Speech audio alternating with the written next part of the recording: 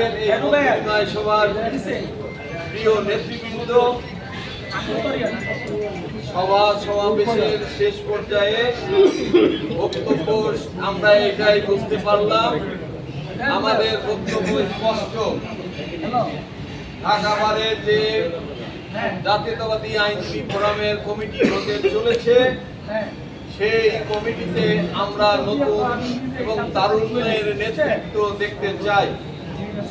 এখানে প্রিয় নেতৃবৃন্দ একটা কথাই স্পষ্টভাবে বলেছেন, তারুণ্যের অহংকার জননেতা তারেক রহমান আমাদের নতুন আসতে হবে। এখানে আমরা যদি বলি নতুন নেতৃত্বের মধ্যে যারা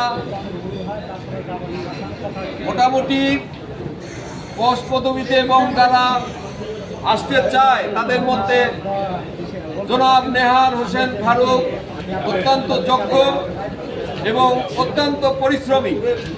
নেহার হোসেন ফারুকের যথেষ্ট প্রজ্ঞা রয়েছে, আইনজীবী নেতৃবৃন্দর সাথে তার যথেষ্ট প্রজ্ঞা এবং কর্মঠ হিসাবে তাকে আমরা দেখেছি।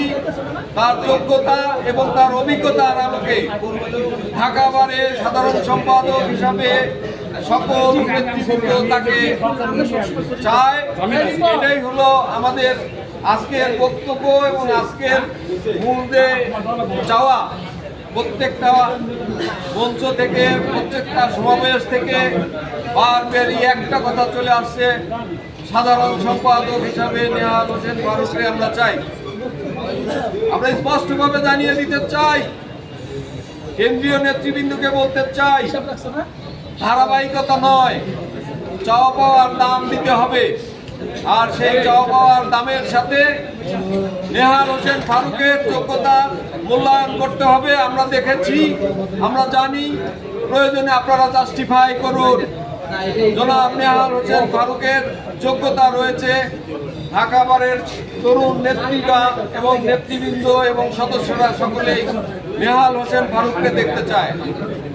আমরা আজকের এই সভায় নেহার হোসেন ফারুকের এই নেতৃত্ব হিসাবে ঢাকা বারের সাধারণ সম্পাদক হিসাবে নির্বাচিত করার আহ্বান জানিয়ে আজকের এই সভা সমাপ্ত ঘোষণা করছি। খোদা হাফেজ, বাংলাদেশ জিন্দাবাদ। সবাই দিকে 450